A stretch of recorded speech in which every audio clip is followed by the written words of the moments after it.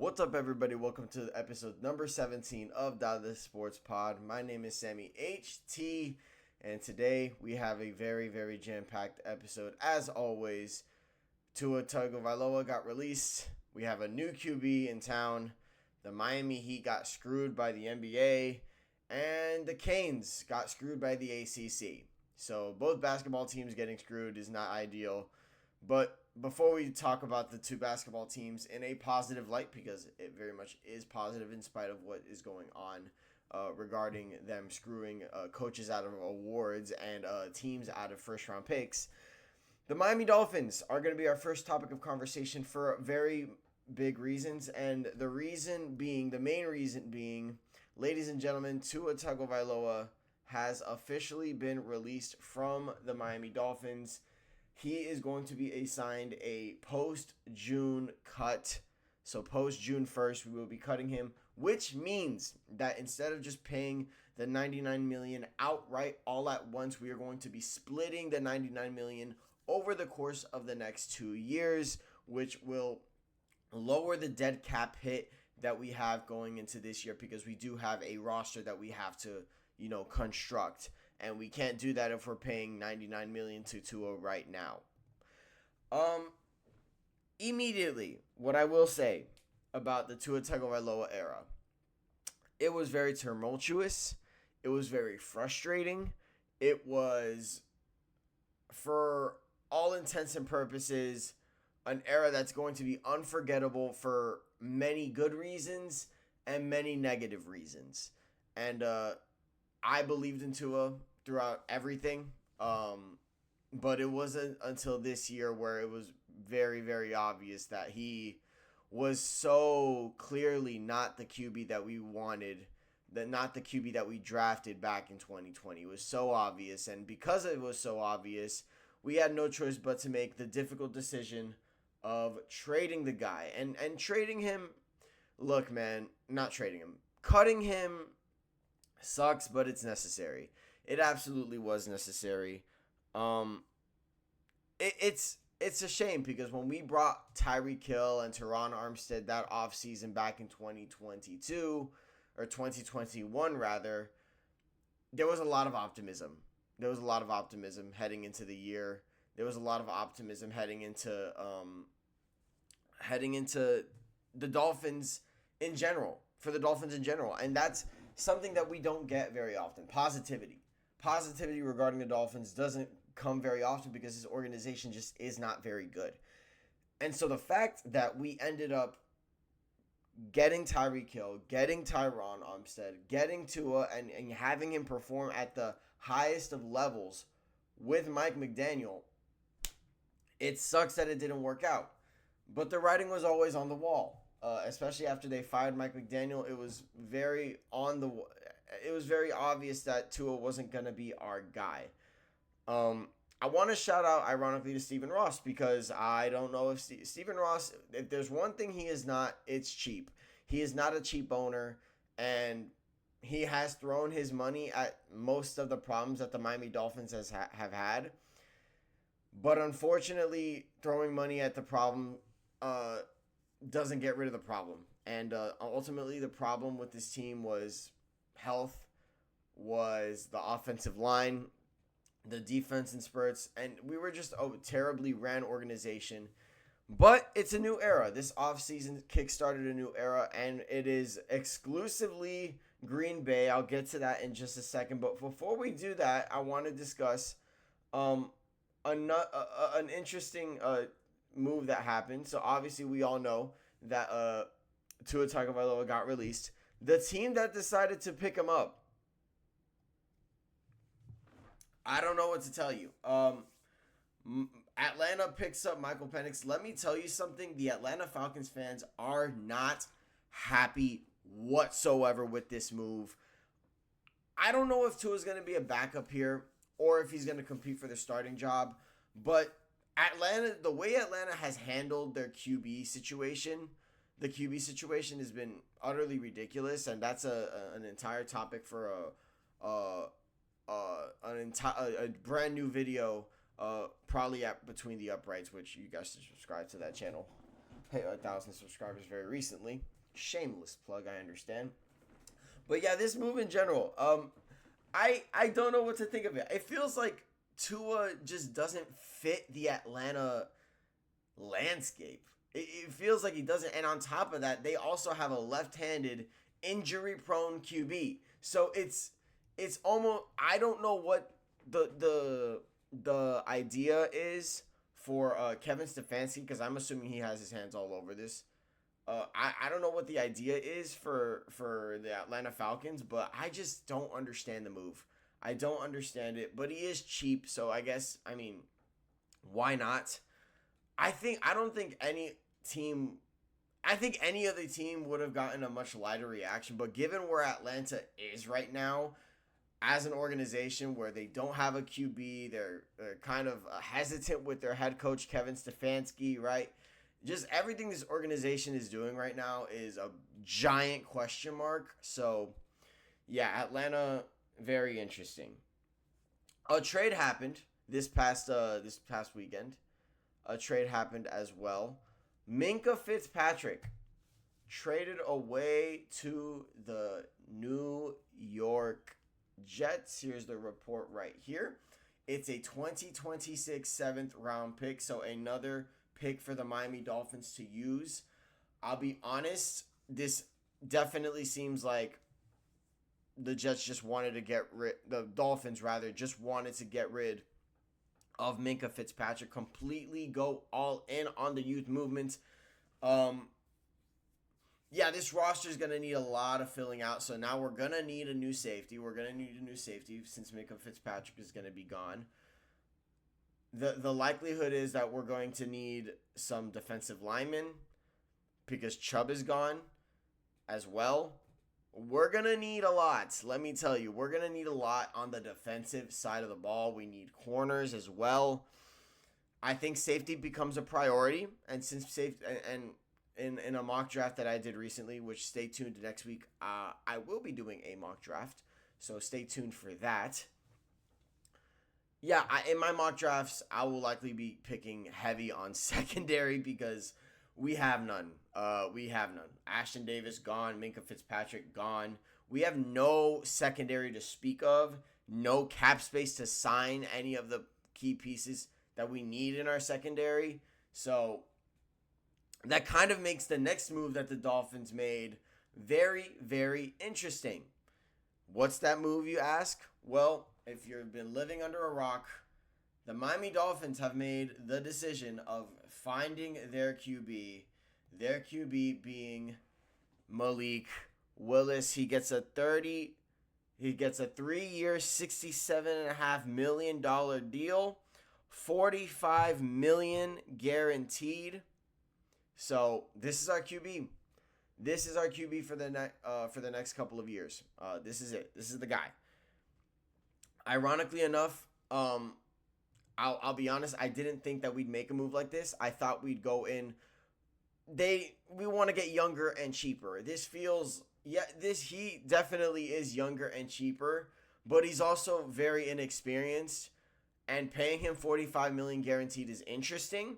I think it goes against what I thought the Miami Dolphins were going to do, which is like rebuild. The move is contrary to the full-scale rebuild that we all expected. And we thought the QB that we were going to get was going to be from next year's draft. Now, it could still happen. It can 1,000% still happen. But I will say paying him $45 million guaranteed is interesting. Now, granted, if you look at the contract of Malik Willis, if you look at it, and I will show you guys what I am talking about right now. You look at the contract of Malik Willis, and it's not a bad contract. As you can see, I don't know if you guys can see what that says. That says $77 million in dead cap for 2028. So we have an out. We do have an out. I'll show you guys right here. This dead cap money hit right here is very important because the cap hit will be $29 million. So if we were to cut, let's say we decided to cut Malik Willis, we would open up about $22 million in cap space, which ideal for the 2028 offseason if anybody's available that we want. But I will say that that's not going to matter. And the reason that's not going to matter is because I do think that the team is going to emphasize the draft more than they're going to emphasize free agency. I think they said it themselves. The draft is going to be the lifeblood. We want to acquire talent and keep the talent. That's what they've said. I don't think we're going to be going at free agency very often. I don't think we will. So Malik Willis asked for his career in general. Not much to write home about. He's made 6 career starts in his career. In that career, 1,322 yards, 6 passing touchdowns, 10 touchdowns overall, and then 3 interceptions. I believe he has fumbled a couple times. I could be wrong. Yes, he has fumbled 7 times in his career. I don't know how many times he's lost those fumbles, but the point is that he has turned the ball over a good amount of time. This move is interesting, but I will say it gives fans something to be excited about. It does give fans something to be excited about heading into the next year. The Dolphins are going to have a brand new QB who can do things that Tua definitely could not do. I will say I don't want him to be our QB for the future. I want to make that very clear. I don't think he's the QB for the future. I do think that we should move on from him in 2028 and crown our new QB. If the idea is to develop the QB that we bring in next year, I am 1,000% for this move. I guess my only concern would be the quality of talent that we do acquire at the QB position next year. Even though it's a very stacked QB class, I'm projecting that it's going to be a stacked QB class. Malik, I will say that I want the best QB of possible. And Malik Willis, I think, hurts that because I do think he can make winning plays. And I do think this team is going to be a lot more competitive than people think it was going to be. But we'll see. We'll see. I also thought the Malik Willis contract was going to be so much worse because they were discussing like $30 million a year. This ends up being less than that, like about $20 million average, and then $45 million guaranteed. So I do think that this move is cheaper than I thought it would be. It's cheaper than Tua, obviously. We're going to be paying those two for the next couple of years, and we're going to have to bite the bullet. We are. It's a shame. It's a shame that it has come to this. It's a shame that Tua Tagovailoa didn't work out, but we're moving on. We have no choice but to to trust the brand new Green Bay regime that has taken over the Miami Dolphins. So Malik Willis, the backup at Green Bay, he is now our starting QB. Jeff Hafley, the defensive coordinator at Green Bay, he is now our starting head coach. And then the assistant general manager at Green Bay, John Eric Sullivan, is now our general manager. Green Bay has taken over South Beach. And I cannot say that I'm upset about that because the truth is that Green Bay is a winning organization. They are. And they have never had, unlike the Dolphins, they have never had questions at the QB position. Never. They haven't had questions about their QB positions in a very long time. Before I was born, and maybe even before my dad was like in his 20s. Okay, this team is a very functional organization. They know how to develop QBs. And I'm glad that some of that experience, some of that prestige is coming to Miami because Lord knows we need it. So I understand. Everybody's like, oh, it's just Green Bay, South Beach. Everybody's like that. Why would you be mad at that considering the status, considering what the Miami Dolphins are, which is mediocre garbage, okay? We cannot be okay with that. Green Bay is not going to be okay with that ever in their franchise history. We now have guys from Green Bay coming here to fix that. I know it's definitely odd that all of Green Bay is coming to save South Beach, but let me tell you, I'll take it. I'll take it because they haven't had QB problems like we have had. Okay, they've had their franchise QB for like the better part of 20 plus years. Okay? There's nothing to be concerned about. And then Jordan Love is their QB for the future. Aaron Rodgers was their QB. Brett Favre before that. These guys just know how to develop QBs, and them for them to become the franchise QB later on. So I'm going to have to trust John Eric Sullivan. I'm going to have to trust Jeff Hafley. We have no choice but to trust this front office. And look, Miami's going to have to rely on the draft for most of the stuff this year. You're saying the draft is your lifeblood. I will be paying attention to each and every one of those picks from the 1st to the 7th. And I'm hoping and I'm praying that it all works out for us in the end. Let me tell you, man, the Dolphins, I would love for the Dolphins to maybe do a 1-year bounce back and shock the league. I would love that. Let's talk about the Miami Heat. And the Miami Heat are on a 5-game winning streak, and I'm going to talk about that in a second. But unfortunately, we have some developments regarding Terry Rozier and the dispute regarding him. Shams Charania posted this the other day. Let me go ahead and show you guys. The Hornets are sending a 2026 second-round pick to the Heat to resolve a dispute over Terry Rozier being under NBA and federal investigation over alleged gambling conspiracy during the Charlotte and the Miami Heat trade, January 24 trade, sources tell ESPN. I cannot begin. I don't even know where to begin on how unbelievably flawed this compensation actually is.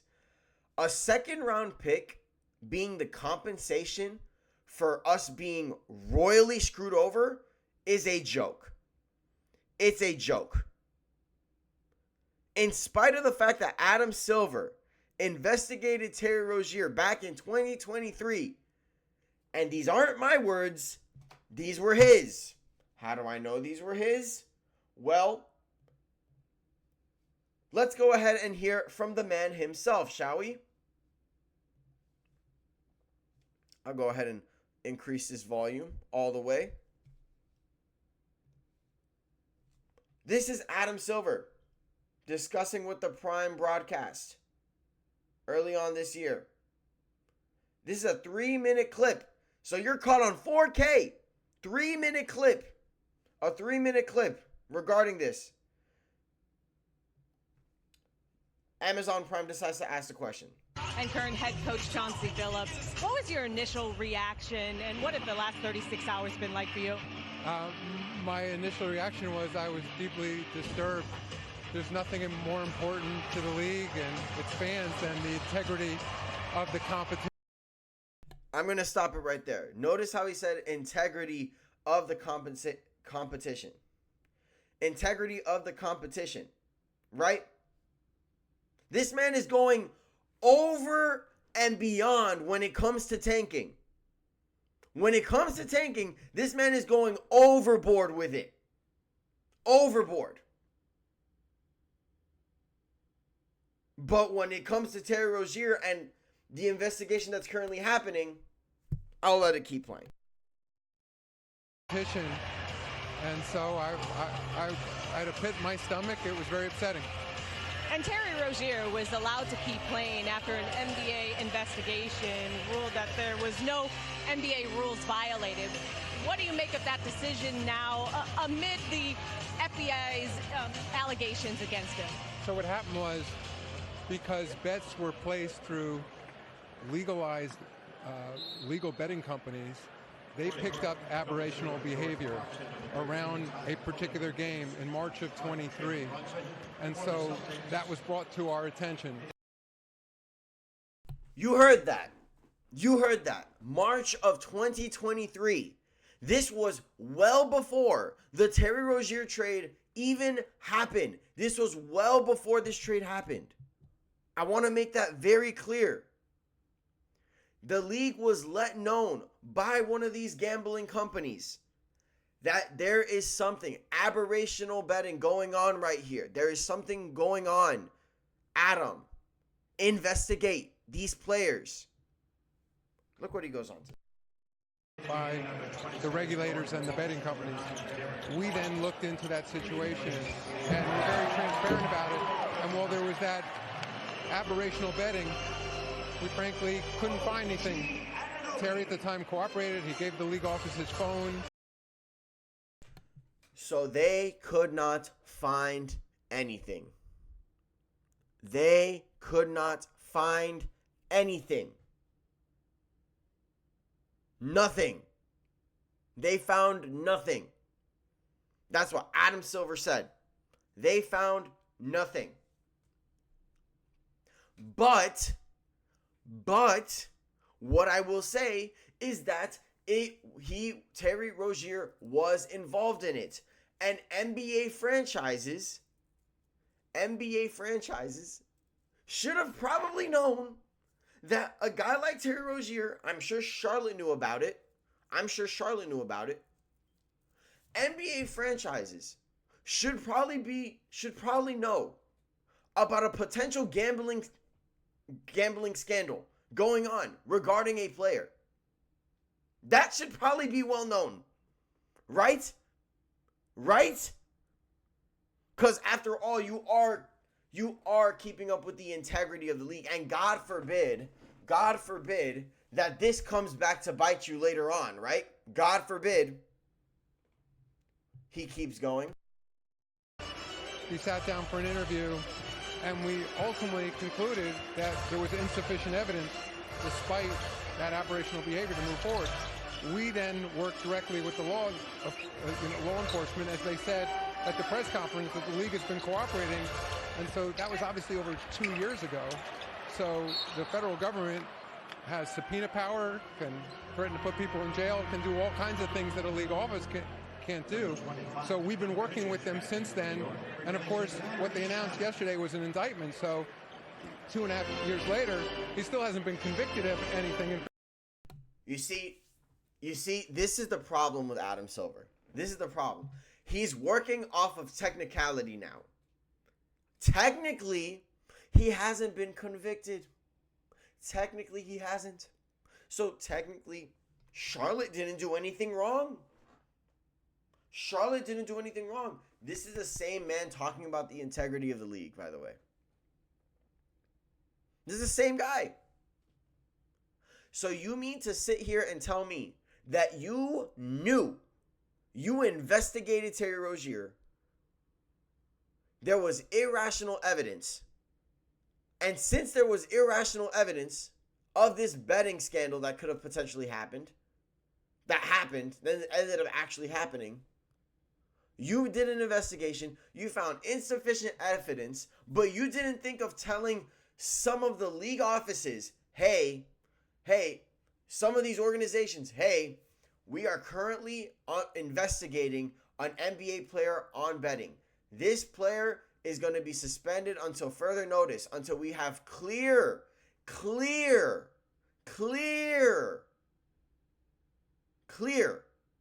evidence that he did not take part in this. So you mean to tell me that you decided not to tell any organization? Only the Hornets and only the NBA knew. Only those two. So then, when the Hornets found an opportunity to get a first-round pick for a player that was investigated for gambling, aberrational betting, you don't think the Hornets are going to take advantage of that? You don't think you should let the Miami Heat know, hey, this guy is involved in this? You let the Hornets pull a fast one on the Miami Heat. That's what you did. Let's finish this video off. It goes on. It's actually, I actually get, like, the way he's stuttering and bumbling over his words, he clearly has no idea how to handle this. He has none. But we'll continue. Finish this off. Fairness to Terry, obviously it doesn't look good, but he's now been put on administrative leave. And so, there's a balance here of protecting people's rights and investigating. And as I said, we've been working with the government and they have extraordinary powers that a league office doesn't have. And obviously, this story has taken some of the spotlight from what has been a really tremendous. Then and then I mean, there's really nothing else to add there.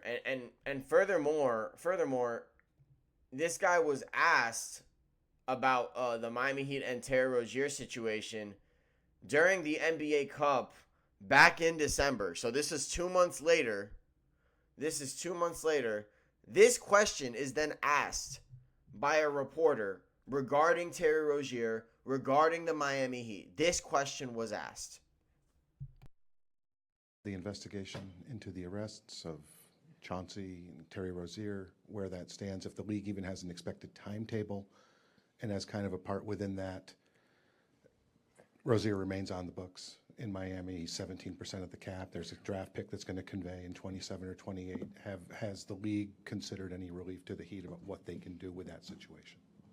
Tim, so first of all, on the timeline, it's essentially out of our hands. As you know, these are federal indictments in the case of Terry Rozier in in Brooklyn, New York, the Eastern District of New York. We had investigated him at some point earlier. We had not found sufficient evidence to discipline him under the rules of the league, and then at some point that investigation was taken over, by federal authorities. So as I said, it's in their hands, and also now obviously he's been indicted, and then trial schedule, et cetera. So there are tangential issues that we were looking into in that indictment, which is public record. There were also references to other players, other incidents and so as has been reported, many of that information, much of that information was new to us, and so in essence, on a parallel path with the federal authorities, we are using whatever investigative powers we have to look into those incidents as well, but we don't have ultimately the leverage, the authority that federal investigators have. So, we take a back seat to their work. So, timeline uncertain. In terms of Miami, this is an unprecedented situation, and I think I'm incredibly sympathetic to the Heat and to their fans. But I think we're going to try to work this out with them. But there's no obvious solution here. How ridiculous is that? There's no obvious solution. There is an obvious solution, Adam. You give the pick back. You give the pick back and make up for you screwing up. For you not letting the Miami Heat know what was going on.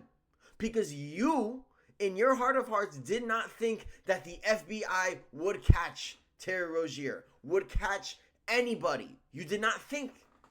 You did not think about that. And since you didn't think about that, the only team that got screwed out of all of this was the Miami Heat.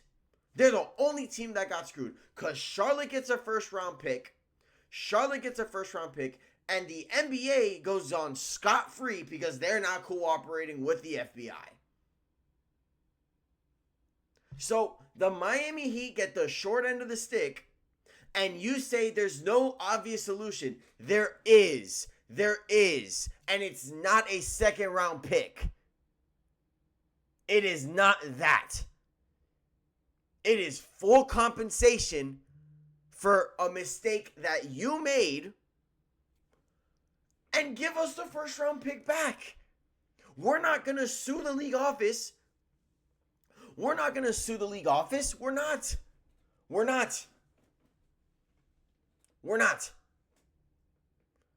Clearly we're not, because apparently, according to Barry, there is no rule. According to Barry Jackson, there is no rule regarding the Miami Heat. There is no rule regarding Charlotte hiding information. I'm going to find this tweet from Barry Jackson and show you guys the reasoning as to why we can't get a first round pick.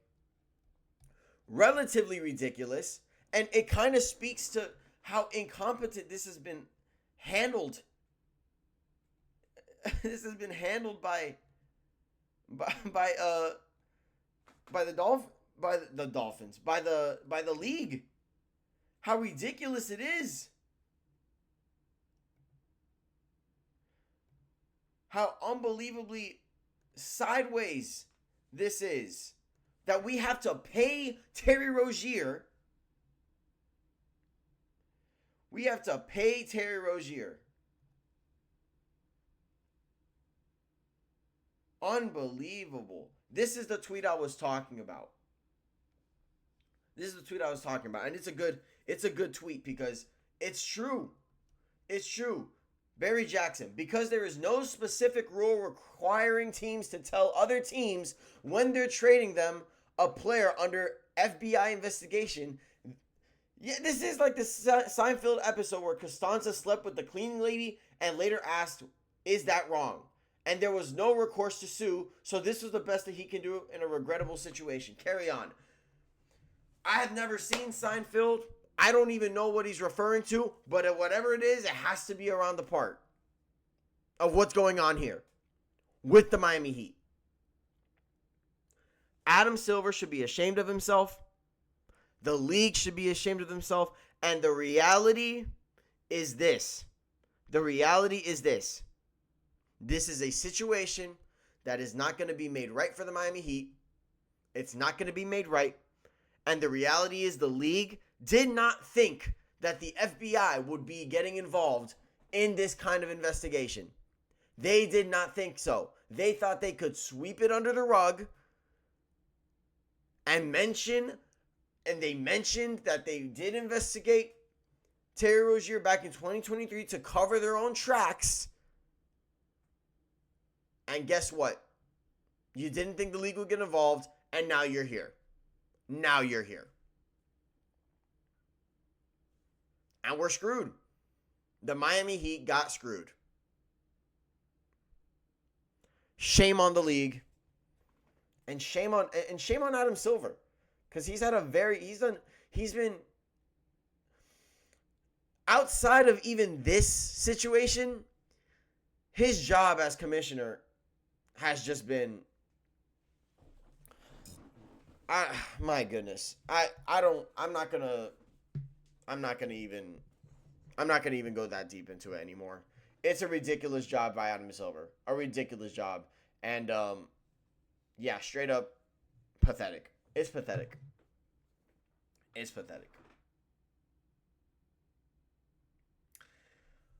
The Miami Heat have won 5 straight games. And I know it doesn't sound like we have.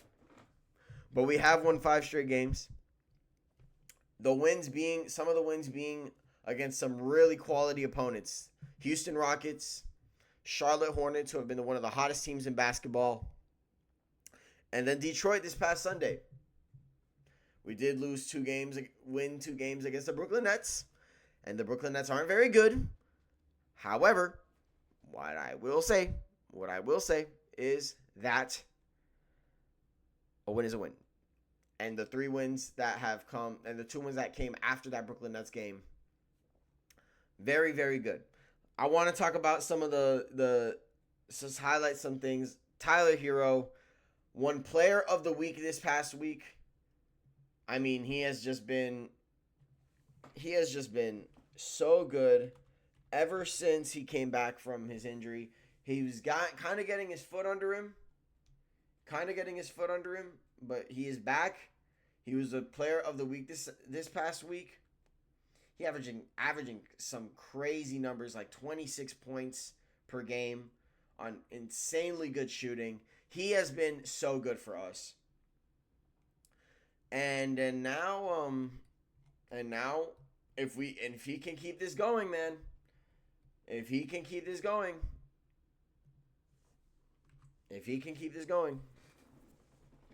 the Heat have a chance. Bam Adebayo has turned it around as well. He offensively has been much, much better as an attacker, as a shooter. He's getting to the free throw line as well. He's always been good defensively. You never have to doubt him on the defensive end. I've been very critical of Bam this year. He is starting to step it up at the right time. I wish he could do this year round, but I'm not going to continue complaining. He's productive now. We're getting production from young players. Pele Larson Kel'el Ware, Casper Jakushonis, who leads the league, who leads all rookies in three-point percentage. So, yeah, Connor Knopel's been the best shooter in this year's draft, but Casper Jakushonis, don't sleep on him heading into next year. So, yeah, Kel'el Ware is getting minutes, and we're winning. Shocker. Casper Jakushonis getting minutes. That's great. But I do want to shout out a guy that I did not want to see that is getting playtime because of the injuries to Norman Powell and Andrew Wiggins. I should mention the last 2 wins have been very impressive without very key players in Norman Powell and Andrew Wiggins. Drew Smith has been so good. He has. And I can't even deny it anymore. He has been so good. And you begin to see why Eric Spoelstra really wants him on the team, really wants him in rotation. And even in games where the team is fully healthy, Drew Smith is still getting spot minutes. So, Drew Smith, look, man, he's been really, really good in these last couple of games. He's a winning player, bro. He is. He's a winning player. It's a shame that the Miami Heat don't have the star player, the superstar player, because Drew Smith, man, he is exactly what any team would want. Guy who just hustles, brings a lot of energy, plays great defense, can shoot some threes, can also attack. I don't know if you guys have been seeing, he's been attacking the basket very aggressively. Not the most talented guy, but brings a lot of energy. And shout out to Myron Gardner as well. This guy's a dog, and he's not afraid of anybody. This man came from the G League, earned his official contract. He's been talking a lot of trash to Myron Gardner, and he's talking trash to everybody. Honestly, the players that I don't think he should be talking trash to. Talking trash to the likes of Kevin Durant. Are you kidding me? Talking to Kevin Durant like that? Insane. But yeah, he's been looking good. He's been looking really good. The Miami Heat are tied with the Orlando Magic for the 6th seed and just a game behind the Toronto Raptors. If I'm not mistaken, the Miami Heat do play today against the Washington Wizards tonight at 7:30. So that's a big game. That's a big game. Tonight, the Rockets play against the Raptors. We are going to be rooting for the Rockets tonight. Let me tell you, we are. Other important games regarding the play-in. The Memphis Grizzlies face off against the Philadelphia 76ers. Sixers have been banged up recently without Embiid, without Maxey. So that could be an interesting game. And then the Blazers and the Hornets face off tonight at 10. Hornets are coming off 2 straight losses against the Phoenix Suns and the Miami Heat. They face off against the Blazers. If they lose, they continue to spiral down. They're going to be back in the rearview mirror. We are way ahead of Charlotte right now. We are, but I don't want to get too comfortable because Charlotte has been one of the hottest teams in the league. So yeah, our road out of Plainville is getting more clear. We have 2, what I would say, winnable games against Washington and Milwaukee. Given I don't know if Giannis is going to be playing. But even if he doesn't, I mean, we did lose to Milwaukee this past, just a couple weeks ago, or actually like a good 2 weeks ago. We lost to the Milwaukee Bucks without Giannis Antetokounmpo. That was a ridiculous loss, by the way, looking back. But yeah, it is looking like that the next 2 games should be winnable games for us. And that game this Saturday against Orlando, we have not beaten Orlando all year long. This is the perfect time to do it. If we beat Orlando, we go ahead of them in the standings. We're out of the play-in.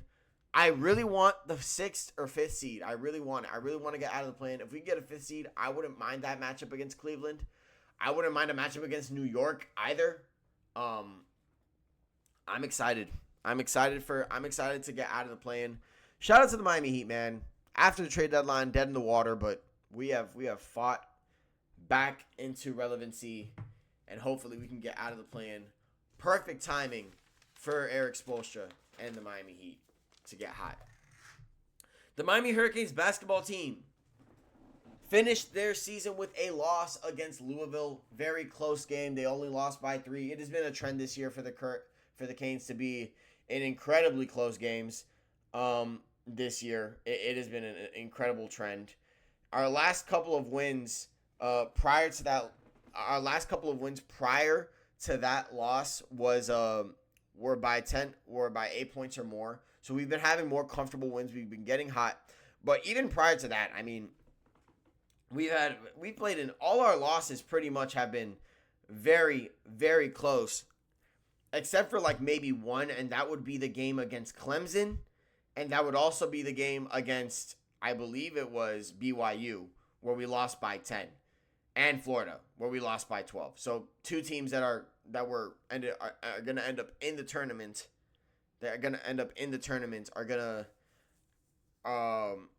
Are the only teams that have really significantly blown us out, along with Clemson, who I think might make the tournament. The ACC gave out their awards. For this year. So, Coach of the Year, Player of the Year, Defensive Player of the Year, all that stuff. And look where they decided. Let me make this adjustment real quick. Look who the Coach of the Year is. Whoops. Look who they decided to put at Coach of the Year. This is ridiculous. I have nothing against John Scheyer. I really don't. I don't have anything bad to say about him. He's done a phenomenal job ever since becoming the successor to Coach K. But if we're talking about the Coach of the Year, what exactly did this guy do to earn Coach of the Year? What did he do? Yes, he led the best team in the ACC. He led the best team in the entire country. I get that. But like, if we're talking exclusively the ACC, you cannot tell me and sit here with a straight face tell me that Jay Lucas didn't deserve that award. You can't look me in the eye and tell me that Jay Lucas didn't deserve that award. You can't. John Scheyer is an incredible head coach. I will say this. But consider what Jay Lucas just did. This team last year, at this point, was not in the ACC tournament, won 7 games total, went 7-24, and was last in the ACC. A laughing stock, an absolute laughing stock in the ACC. This team last year was pathetic. This team this year finished top 3 in the ACC, 24-7. And in 1 year, they went from the bottom of the ACC, one of the worst programs in the ACC, to now their tournament locks into March Madness. How in the world does that not make you the ACC Coach of the Year? Am I missing something? They were ranked for the first time since 2023. What am I missing here? What made John Scheyer, again, I want to reiterate, look, he's a good coach. He's a phenomenal coach. I can't say that enough. But he also has Cameron Boozer, one of the best players in the country. He has the Defensive Player of the Year in Malik Brown, and the Sixth Man of the Year in Malik Brown as well. The talent on this team, on paper, is significantly better than what the Miami Hurricanes have. Significantly better. But last year he had similar talent, and he led them to the exact same record. So what are we doing here? Really, what are we doing here? They went undefeated last year in the ACC. This year they lost 1 game. It was a buzzer beater against North Carolina. I get that. I understand that. With that said, knowing the context of Duke, knowing the context of Miami, do you think it's right for the Miami Hurricanes, for Jay Lucas to not be Coach of the Year? I don't think so. Jay got robbed. And when you go from worst in the ACC to tournament locks, you deserve Coach of the Year. You do.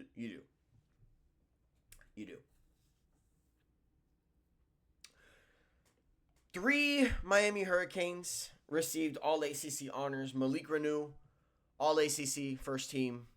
Trey Donaldson, All-ACC second team. And then All-Defensive team for Ernest Uday Jr. Those 3 have been the backbone of this team for a long time. We don't get this far without Malik Renew. We don't get this far without Trey Donaldson. We don't get this far without Ernest Udeh Jr. So those guys, shout out to them. Shout out to those guys right here. As you guys can see, Trey Donaldson. You guys can see Malik Renew. And then when you go down, you will begin to see all defensive team. There is Ernest Udeh. So, the Miami Hurricanes finish off the ACC regular season. And now they are going to try to win the ACC tournament. The tournament actually begins today. And the Canes play their first game this Thursday in the tournament. They will face the winner of NC State and then the team that wins the winner of Stanford and Pitt. So we're either facing Pitt, Stanford, or NC State in the third round of the tournament.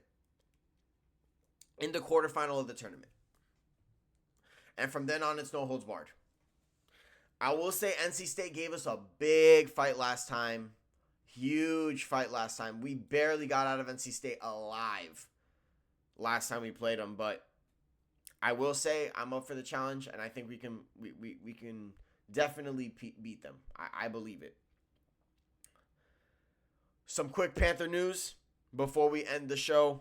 The Panthers face off against the Red Wings tonight. They're going to try to keep their playoff hopes alive. They got a big win this past, I believe it was this past weekend against the Red Wings. Matthew Tkachuk with a hat trick. Congrats to him.